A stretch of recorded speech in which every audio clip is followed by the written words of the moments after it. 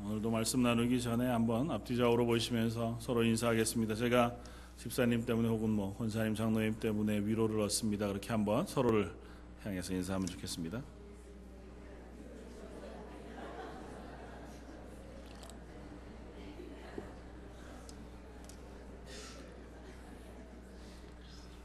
저희 인사는 항상 과거 완료형이기도 하지만 미래를 향한 기원이기도 합니다. 그렇게 될 줄 믿습니다.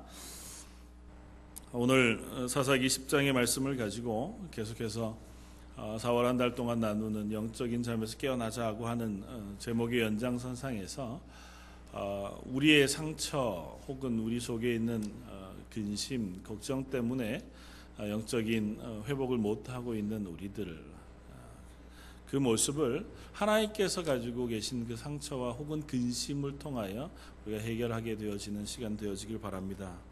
오늘 본문은 16절 마지막에 이렇게 이야기합니다. 여호와께서 이스라엘의 곤고로 말미암아 마음에 근심하시니라.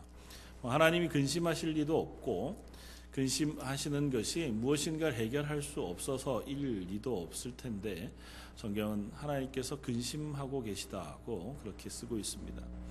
하나님께서 근심하시는 것, 그것이 다름 때문이 아니라 바로 우리 때문이라 성경은 이야기하고 있는 것을 통해서 우리가 우리 속에 있는 것들을 한번 되돌아보는 시간 되어지길 바랍니다. 사람만큼 또 사람의 마음만큼 오묘한 것이 없어서 한없이 넓기도 하지만 또 한없이 좁아지기도 하는 것이 우리들의 마음인 것을 봅니다. 누군가를 사랑할 때에 그야말로 모든 것들을 다 내어주어 사랑할 수 있는 것이 우리들의 마음이기도 하지만 또 아무것도 아닌 아주 작은 말 한마디에도 정말 죽을 만큼 큰 고통과 상처를 받는 것이 우리의 마음이기도 합니다. 그리고 많은 경우 우리들은 그 상처들을 마음에 품고 살아가느라고 오히려 아픔과 어려움, 행복을 느끼기보다 아픔과 고난과 힘겨움 속에 매일매일을 살아가게 되어지는 것이 우리의 모습인 것을 봅니다. 때로는 그런 상처가 예수 그리스도를 구주로 영접하는 일, 혹은 교회 안에서 서로를 사랑하는 일, 아니면 하루하루를 그리스도인으로 건강하게 살아가는 일조차 방해하는 것을 봅니다. 그런 가운데에서 오늘 하나님이 우리를 향하여 상처받고 또 그것으로 인하여 근심하신다고 하는 사실을 통해서 우리가 오히려 위로를 받고 그분께서 여전히 우리를 포기하시지 않으시고 우리를 구원하시길 기뻐하신다는 사실로 인해서 우리가 새로운 힘과 소망을 얻게 되어지기를 바랍니다. 어떤 사람에게 상처는 평생 씻을 수 없는 아픔이 되어지기도 하지만 또 어떤 이들에게는 그 상처가 평생 씻을 수 없는 것에서 일어나게 하는 새로운 힘이 되는 것도 보게 됩니다. 많은 사람들이 요즘은 이제 상담학이라고 하는 것을 공부하잖아요. 그래서 누군가를 격려하고 위로하고 또 상담해주는 역할들을 감당하는 많은 사람들의 경우 참 남의 마음을 잘 이해해주고 아픔들을 잘 보듬어주는 사람들의 거의 대부분은 자기가 그만큼의 아픈 상처를 딛고 일어난 사람인 경우가 굉장히 많습니다. 그렇지 않은 사람들, 어렸을 때부터 그냥 엘리트 코스로 잘 자라와서 걱정도 근심도 없이 어쩌면 나 혼자 건강하게 바르게 자라온 사람들은 누군가를 상담할 때에도 옳다 그르다로 판단하게 되어질 경우가 많아요. 그렇게 하는 게 아니고 이렇게 하는 게 맞는 것 같습니다. 왜 그렇게 고민하십니까? 그게 아니고 사실은 이것입니다 라고 설명하기가 참 쉬운데 상처받았던 경험, 너무 깊은 아픔과 똑같은 힘겨움 속에 빠졌었던 사람들은 그 사람의 문제를 바라보기 전에 그 사람의 아픈 마음을 먼저 살피게 되고 그래서 그 마음을 보듬어 안아서 참으로 힘드시겠다고 하는 것에 공감해 주므로 그 사람을 그 아픔에서 일어나게 하는 놀라운 힘을 발휘하게 되는 것을 봅니다. 어쩌면 상처가 주는 가장 큰 아름다운 힘이라 생각되어지기도 합니다. 그것이 저와 여러분들에게도 동일하게 있어지는 위로이고 또 새 힘이 되어지기를 바랍니다.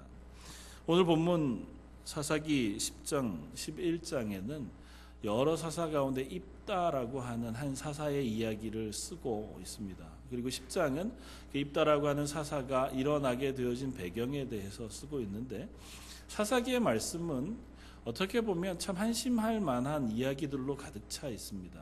똑같은 이야기가 반복되거든요. 하나님께서 이스라엘을 하나님의 나라에다 들이셨다.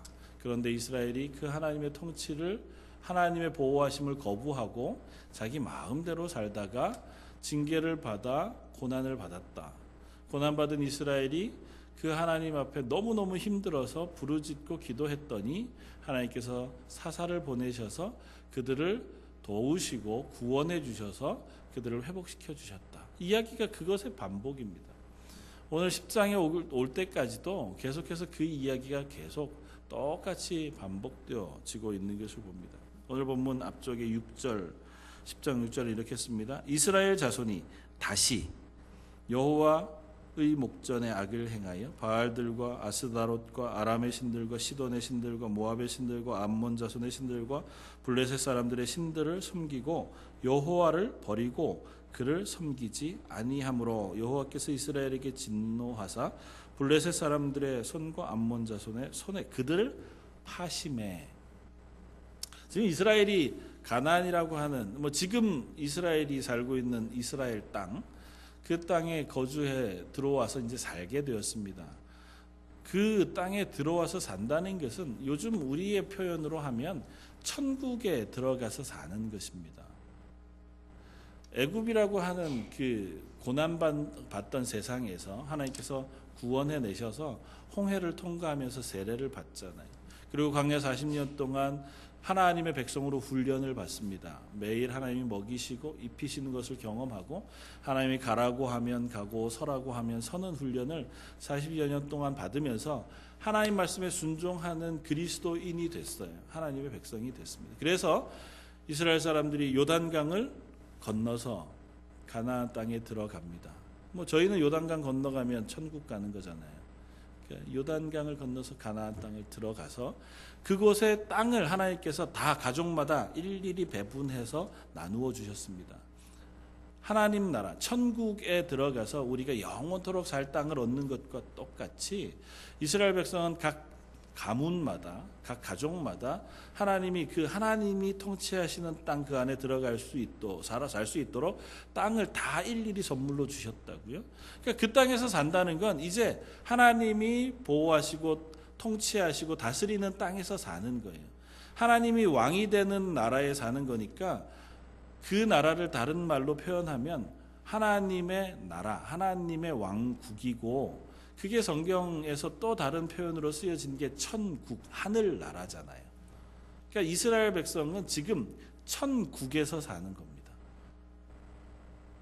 이제 아직은 예수님이 오시고 마지막 때가 오지 않았으니까 구약의 이스라엘 사람들이 이 가나안 땅에 사는 건 천국에서 사는 것의 모델하우스쯤 되는 거죠. 미리 삶으로 후에 오는 사람들에게 천국에서 사는 건 이런 거야 라고 하는 걸 이제 알려주는 거란 말이죠. 천국에서 사는 건 어떤 거냐면 하나님이 그들이 농사하는 것에도 복을 주셔서 먹을 만큼 잘 풍족하게 벌어들일 수 있고, 양떼를 키우면 양떼를 하나님께서 푸른 초장에 쉴만한 물가에 인도해 주셔서 양떼가 새끼를 잘 낳고 부유하게 그들이 필요한 옷을 만들어 입거나 고기를 먹을 수 있도록 부유하게 하나님께서 해주신단 말이죠. 주변에 이스라엘이라고 하는 나라가 거하고 있는 그 형편이 좌우에 큰 나라들이 많아서 그 나라들에 의해서 공격받게 되면 하나님께서 먼저 그 공격받는 이스라엘을 대신해서 나가서 싸우셔서 때로는 기적과 같은 일들, 천재지변을 통해서라도 그 싸움을 대신 싸우시고 그들로 하여금 싸우러 온 그 길로 되돌아 도망가게끔 만들어주시는 땅, 그것이 가나안 땅이었습니다. 그러니까 천국의 삶은 그런 거예요. 하나님의 말씀에 순종하며 그 안에 거하기만 하면 나머지는 하나님이 책임져 주시는 삶을 살아가는 것이 그 가나안 땅 이스라엘의 삶이었습니다. 그런데 오늘 본문에 보는 것처럼 이스라엘이 그 삶을 포기했다고요. 하나님 밑에 하나님 말씀에 순종하며 이 땅에 살아가는 것, 그것 말고 다른 삶에 눈을 돌리고 그 다른 삶을 향해서 자기의 마음을 두기 시작했습니다. 그걸 극단적인 표현으로 어떻게 표현했냐면 하나님을 버리고 우상을 섬겼다는 것입니다. 한 가지 이유예요. 여기에 쓰고 있는 수많은 우상들, 바알, 아스다롯, 아람의 신, 시돈의 신, 모압의 신, 암몬의 신, 블레셋의 신, 그 모든 것들의 신들을 섬긴 이유는 딱 하나입니다. 그들을 통해서 조금 더 이 땅에서 살아가는 내 삶이 부요해지기를 바란 거예요. 하나님이 주시는 걸로 만족이 안 된 거죠. 뭐 지금도 괜찮지만 내가 살펴보니까 야, 저 나라가 바알 신을 섬기는데 훨씬 더 잘 사는 것 같아 보인다는 거예요.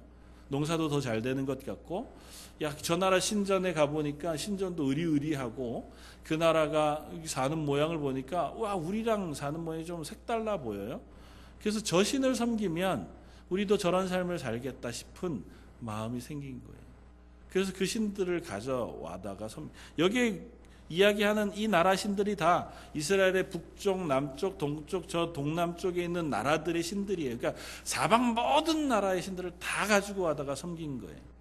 그러면서 내가 그것 때문에 복받기를 바라는 거죠. 부자가 되기를 바라는 거고 좀 더 나아지기를 바라는 겁니다. 그러는 동안 뭘 잊어버렸냐면 하나님을 잊어버렸어요. 그러니까 하나님이 이들에게 징계하셨습니다. 그게 하나님이 질투하셔서 야, 너 나 대신에 쟤를 섬겨? 내가 너 미워할 거야. 이게 아니에요. 하나님의 나라에서 하나님의 통치를 거부하는 이스라엘 백성을 하나님께서 내버려 두신 겁니다. 그래 네 마음대로 해보아라.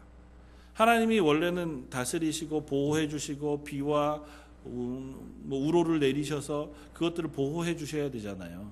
그런데 이스라엘 사람들이 하나님을 안 섬기고 하나님 말씀을 안 듣는단 말이죠. 하나님과 관계없이 딴 데 관심을 두고 살아가니까 그래 그러면 너희 마음대로 해라. 그게 하나님의 징계예요. 이전에는 하나님이 이른 비와 늦은 비를 잘 내려서 곡식을 자라게 하지만 이제는 자기들이 수고해서 자기 밭 논에다가 물을 대야 돼요. 관계 수로를 하고. 그게 더 잘 될 수도 있어요. 오히려 풍족해질 수도 있습니다. 양떼를 하나님께서 먹이시지만 이제는 자기들이 풀을 잘 길러서 목초를 잘 모아두었다가 때마다 사료 먹이듯이 양떼를 기를 수도 있고요. 외국이 자기들을 공격해 오면 군사들을 잘 훈련시켜 가지고 정예 군사들로 그들과 싸워 이기게 하는 군사력을 키울 수도 있습니다. 어쩌면 그게 당분간 훨씬 더 잘 사는 것 같아 보일 수도 있었을지 몰라요. 그런데 그래도 하나님이 보호하시지 않고 내버려 두시는 것이 그들에게 징계가 되는 것은 인간의 노력은 한계가 있기 때문에 그래요. 이 세상에 살아가는 우리의 삶 그냥 내버려 두고 혼자 아무리 애써서 살아보아도 늘 처음부터 끝까지 뻥 뚫린 대로로 아무 어려움 없이 근심 없이 평생을 살았다. 그런 사람은 아마 거의 없을걸요. 우리는 살아가다가 언젠가는 거침돌을 만나게 되어지고 언젠가는 넘어질 만한 상황을 만나게 되고 언젠가는 우리를 향해서 닥쳐오는 위협과 어려움들을 경험하게 되잖아요. 너무너무 건강했던 육체가 어느 한날 갑자기 어떤 병에 들게 되면 모든 게 다 사라져버린 것과 같은 시기를 당하게 되기도 하고 온 세상 모든 돈이 다 내 것인 것처럼 돈을 벌다가도 경기가 어느 순간 갑자기 나빠져 버리면 그날로 모든 것이 다 없어져 버리고 길바닥에 주저앉아 살아가게 되는 사람들 우리가 얼마든지 보잖아요. 내가 노력하면, 내가 애쓰면, 내가 수고하면 더 많이 벌 수 있는 것 같아 보일지 몰라도 그것이 영구하게, 영원토록 계속되지 않는다고요. 하나님 그냥 내버려 두심, 그게 하나님의 징계예요. 그러니까 오늘 이스라엘 백성이 하나님을 떠났더니 옆에 있는 수많은 나라들에게 예수님 하나님께서 그들을 파셨다고 하는 설명은 그것입니다. 그냥 그들을 내버려 두심으로 그들이 당하는 고난에 하나님께서 개입하지 않으신 거예요.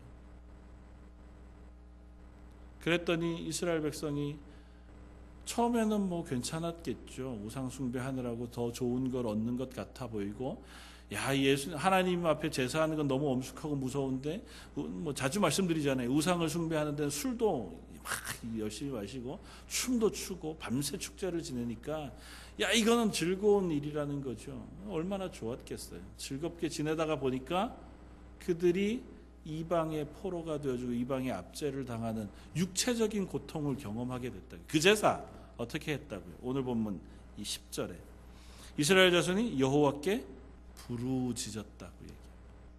그제서 하나님 앞에 부르짖었다고요. 시간이 얼마나 걸렸냐면 18년 정도 걸렸습니다. 18년 정도 이들의 압제를 당하고 그들의 고난을 경험하게 되니까 하다가 떠올린 게 옛 기억이에요. 하나님께서 우리를 보호해 주시고 구원해 주셨던 기억들. 이제는 우리가 그리로 돌아가야 되겠다고 하는 마음을 먹은 겁니다. 그제서 하나님 앞에 부르짖어 기도했습니다. 하나님, 우리가 범죄했습니다. 우리가 하나님을 버리고 바알을 섬김으로 범죄했습니다. 하나님, 우리를 용서해 주십시오. 근데 하나님의 대답이 우리가 기대하는 대답과 달라요. 하나님 그러면 그래 잘했다, 내가 너희를 용서해 주마가 아니라고요. 오늘 본문은 이렇게 얘기합니다. 하나님께서 야 니네가 얼마나 많은 구원을 경험했었냐, 7번이나 애굽으로부터 뭐 옆에 있는 가나안 수많은 나라들, 그 나라가 너희들을 침략할 때마다 너희가 나를 버리고 그 나라가 너희를 침략할 때마다 또 기도하면 부르짖으면 내가 너희를 도와줘서 구원해주고 도와줘서 구원해주고 도와줘서 구원해준 게 벌써 7번이 그냥 여기 기록해 놓은 것만. 그랬는데도 어떻게 했다고요? 너희가 13절 나를 버리고 다른 신을 섬기니 그러므로 내가 다시는 너희를 구원하지 않을 것이다. 이제 그만하자. 뭐 그렇게 7번이나 계속 반복했으면 그게 하루 이틀도 아니에요. 200~300년이 넘는 긴 시간 동안 이 일을 계속 반복했어요. 하나님의 평안을 주셔서 30여 년 동안 평안을 누리다가도 어느 순간인가 하나님을 떠나서 다른 우상을 섬기고 실패하기를 반복한 게 7번이나 계속됐다고요. 그러니까 니네 그 신에게 가서 기도해라. 너희를 구원해달라고 너희가 믿는 지금 섬기던 그 신한테 가라. 왜 지금 나한테 구원해달라고 얘기하느냐. 너희가 믿는 신 있지 않니? 너희가 믿는 신한테 기도하렴. 어떻게 보면 하나님이 너무하신 것 같아 보이는 대답을 하는 거죠. 아, 이거 하나님인데 왜 이렇게 매몰차게 얘기하실까? 그리고 뒤이어서 이렇게 표현합니다. 15절 이스라엘 자손이 여호와께 여쭈되 우리가 범죄하였사오니 주께서 보시기 좋은 대로 우리에게 행하시려니와 오직 주께 구함나니 오늘 우리를 건져내옵소서 하고 자기 가운데서 이방신들을 제하여 버리고 여호와를 섬겼다고 이야기합니다. 면목이 없는 거죠. 알겠습니다. 하나님 그렇게 말씀하시니 알겠습니다. 우리가 면목이 없습니다. 하나님 뜻대로 하십시오. 뭐 죽이든 살리든 하나님 마음대로 하십시오. 대신에 제발 한 번만 봐주십시오. 이거예요. 쉽게 얘기하면. 이번만 용서해 주십시오. 그리고 그들 가운데서 우상들을 제하고 하나님 앞에 예배하고 하나님 앞에 서기로 했다. 그러고 나서의 표현이 뭐냐면 여호와께서 이스라엘의 곤고로 말미암아 마음에 근심하시니라.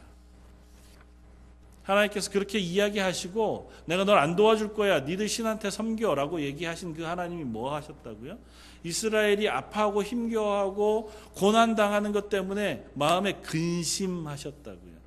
다른 말로 표현하면 하나님이 마음의 상처를 크게 받으신 겁니다. 왜 안 그렇겠어요? 7번 이전에도 똑같지만 그냥 지금 얘기하는 7번이나 내가 너희를 얼마나 사랑해서 보호해주고 널 구원해줬는데 그때마다 배신했어요. 하나님 말고 딴 사람이 더 좋다는 거 아니에요? 다른 우상을 섬겨서 내가 부자가 되겠다고 하나님보다 더 힘이 센 것 같다고 쫓아갔던 것 아닙니까? 하나님이 그때마다 상처를 받으셨어요. 그런데도 구원해 주셨어요. 그런데도 또 도와주셨어요. 그런데도 또 하나님의 사랑을 베풀어 주셨어요. 그런데도 또 하나님을 떠났던 사람들이 나와서 하나님 앞에 기도하니까 하나님 마음이 아프고 근심했다는 겁니다. 이런 근심 바로 이런 걸 겁니다. 아버지와 어머니가 자식을 향하여 갖는 마음과 비슷하겠다 생각이 되어집니다. 야, 너 이제 내 자식 그만하자. 뭐 자녀들이 부모한테 좀 잘못하면 그런 마음이 들 때가 있잖아요. 아무리 충고해도 또 아무리 내가 사랑으로 너를 대하여 얘기해도 자식들이 이제 머리가 컸다고 아버지 그건 아니고요. 사실은 아버지가 잘 몰라서 그러는데 요즘 세상은 그렇게 사는 게 아니고요. 요즘에는 그게 정상이 아니고 이제 막 따박따박 말대답을 하면 그래 그만하자. 이제 나 너한테 다시는 얘기 안 한다.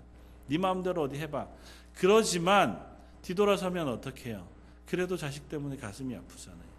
말은 해줘야 되겠는데 말하면 듣지는 않고 저 자식을 내가 말로 이길 방법도 없고 그래서 혼내는데 혼내는 건 또 듣지도 않고 그러면 싸우다가 끝내자 이러고 이제 뒤돌아서고 나선 마음이 아픈 거죠. 하나님의 마음이 그와 비슷합니다. 하나님을 향하여 이스라엘 백성이 하나님의 사랑을 너무너무 많이 받았어요. 그래서 하나님의 구원을 받은 백성이 됐는데도 또 하나님을 떠나서 자기가 생각하고 있는 자기 생각대로 살기를 원한 거잖아요. 그래서 돌아와라. 돌아오는 것 같았어요. 그런데 또 안 돌아오고 또 자기 마음대로 또 갔어요. 그러니까 이제 그만하자. 니네 마음대로 해라. 니네 마음대로 죽든지 살든지 마음대로 해라. 그렇게 말씀해 놓고 나서 하나님의 마음이 근심하셨다고요. 그래도 저 자식이 잘못될까 싶어서 저 자식을 어떻게 되돌릴 수 있을까 싶어서 마음이 아파하고 근심하셨다고 표현한다. 그게 하나님의 마음입니다. 근심한다는 건 내가 할 수 없어서 근심하는 것이 아니고 그 아들을 이 이스라엘을 하나님의 백성의 자리에 단단히 세워놓을 그 마음 때문에 근심하시는 거예요. 저가 당하는 아픔 때문에 같이 아파하는 거고 저가 내 앞에 온전히 서지 못하는 그 현실 때문에 아파하시는 거라는 그 근심은 포기하지 않기 때문에 생기는 근심이에요. 포기해버리면 걱정하지 않습니다. 그래서 부모 자식 간이 아니라 남남 사이에는 포기하고 나면 더 이상 걱정하지 않습니다. 아무리 사랑하던 사이, 아무리 친하던 사이도 딱 이제 그만 절교. 너하고는 끝이야. 그리고 다시 안 보면 뭐 당분간이야 마음이 아프겠죠. 그냥 좀 지나면 잊어버리고 삽니다. 관계 없잖아요. 이제는. 그런데 가족은 안 그렇다고요. 부모 자식은 안 그렇잖아요. 포기할 수 없어서 마음에 근심이 된다고요. 하나님이 우리를 향하신 마음이 그렇다고. 포기할 수 없어서 마음에 근심이 되시는 거예요. 하나님이 아니라 다른 신을 섬기는 저 사람들, 저 이스라엘을 구원하셔서 하나님이 구원의 하나님의 백성으로 만드셔야 되겠기에 근심하시는 거예요. 그래서 그들을 향하여 또 말씀하시고 회복시키기를 원하신다는 겁니다. 그 앞에 우리가 부르짖어 우리가 하나님 앞에 회개하며 나아갈 때 하나님 우리를 회복시키시기를 기뻐하신다고요. 사랑하는 성도 여러분, 저와 여러분들이 그 하나님의 마음을 알아가는 사람들이기를 원합니다. 어떻게 보면 우리가 하나님 앞에 설 때마다 참 답답할 때가 있죠. 하나님의 마음을 우리가 먼저 가지죠. 전에도 그랬는데 또 내가 이러고 하나님 앞에 가가지고 참 면목 없고 또 용서해 주십시오 이러기가 참 부끄러워서 또 이렇게까지 또 하나님 앞에 기도하는 것도 죄스러우니 그냥 살아버릴까 싶은 때가 많잖아요. 그럼에도 불구하고 하나님 앞에 우리가 마음을 열고 나아가면 하나님 우리에게 은혜 베푸시기를 기뻐하시는 하나님이라고 얘기하세요. 우리의 어떠함에 상관없이 우리가 하나님 앞에 죄를 들고 나아가서 용서해 주시기를 구할 때 우리의 모든 죄를 다 용서하시기를 기뻐하시는 하나님이시라고요. 그 하나님의 구원의 은혜가 가장 잘 나타난 게 예수님의 십자가잖아요. 예수님 우리를 위하여 구원하시기 위하여 오셨는데 사람들은 예수님을 거절했다고요. 안 믿어. 당신이 하나님의 아들이어서 나를 대신하여 죽는다는 사실을 믿을 수 없어. 그래서 예수님을 향하여 때로는 침뱉고 거부하고 십자가에 매달아 죽이기까지 했잖아요. 그럼에도 불구하고 예수님이 우리를 대신하여 죽으시는 죽으심을 포기하지 않으셨다고요. 관두자. 내가 니들을 위해서 왜 죽냐. 아무리 해봐야 니들이 나를 믿지도 않고 내가 널 그렇게 사랑하려고 그러는데 사랑도 안 받아주는 니들을 위해서 내가 십자가를 지느니 차라리 하늘 간다. 그만두자. 그게 어쩌면 우리들의 마음이어야 하지 않겠습니까? 근데 하나님이 안 그러시.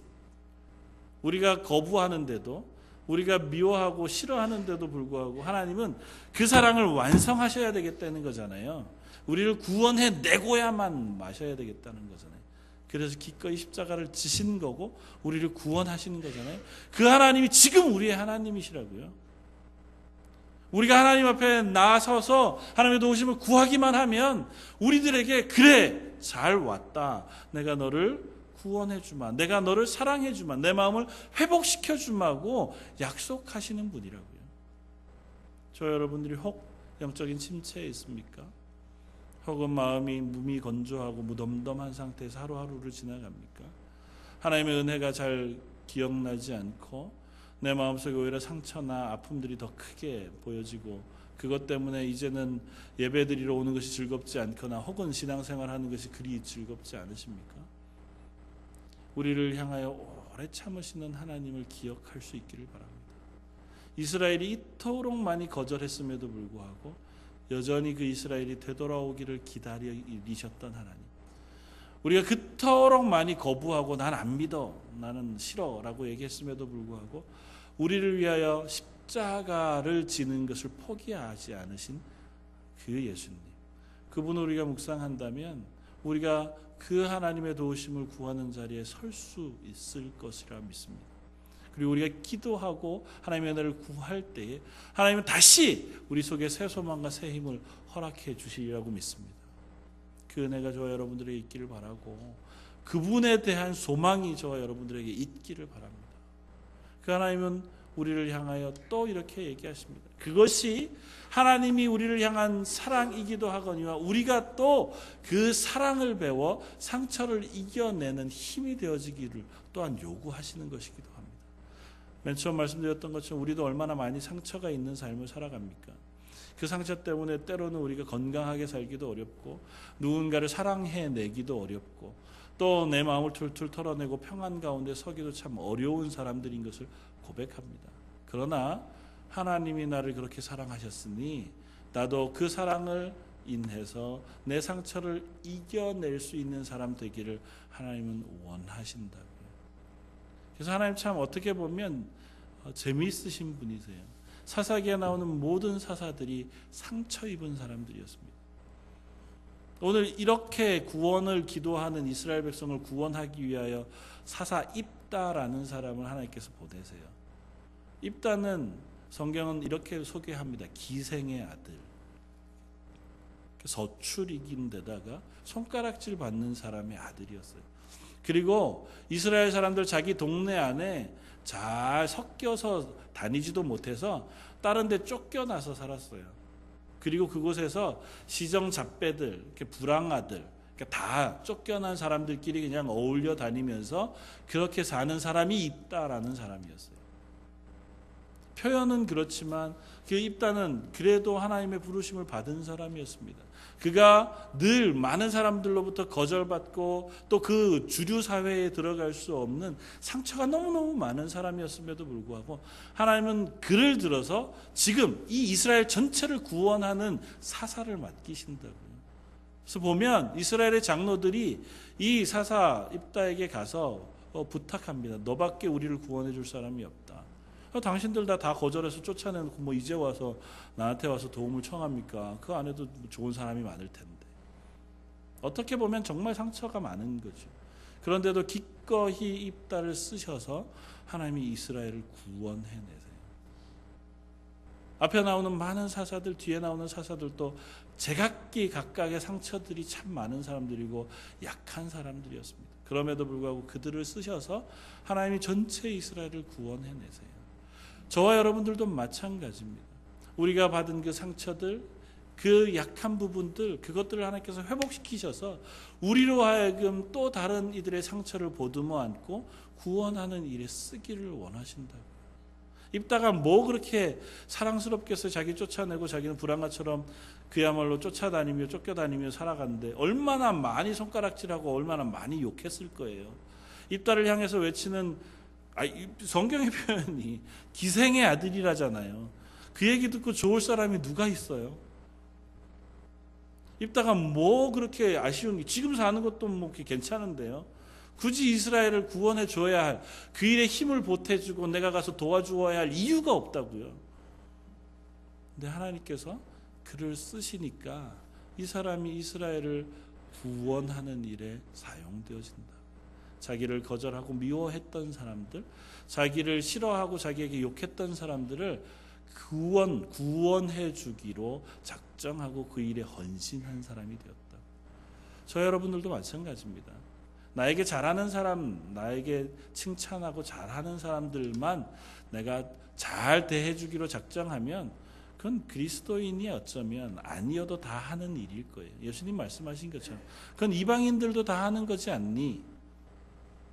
그러나 우리는 우리가 거절했던 하나님, 우리가 미워했던 하나님, 아니 아예 그 하나님이 누구신지조차 관심도 없고 그분에 대해서 마음도 없이 내 마음대로 내 욕심대로 살아가던 우리를 지속적으로 애쓰시고 노력하시고 찾아오셔서 구원하신 그 하나님의 사랑으로 하나님의 사람이 되었잖아요. 그래서 구원받은 사람이 됐잖아요. 그러니 너희도 가서 그와 같이 하라는 것이잖아요. 너희도 그와 같이 지속적으로 거절함에도 불구하고 지속적으로 나에게 좋은 말 하지 않음에도 불구하고 가서 사랑을 베풀어주고 그 사람을 위로해주고 격려해주고 품어 안아줌으로 함께 하나님의 교회가 되어져 가라고 하는 것이 하나님의 부탁이잖아요. 우리가 이 땅 살아가는 동안 시인 정채봉 시인은 그런 표현을 썼더라고요. 이 세상에 살아가는 새들 중에서 상처 없는 새가 어디 있으랴. 이 세상 살아가는 사람들 중에 상처 없는 사람이 누가 있겠습니까? 다 각기 자기 마음, 자기의 삶 속에 남모를 상처들을 다 가지고 살아가죠. 그러나 그게 하나님 앞에서는 아무런 이유가 되지 않는 줄 압니다.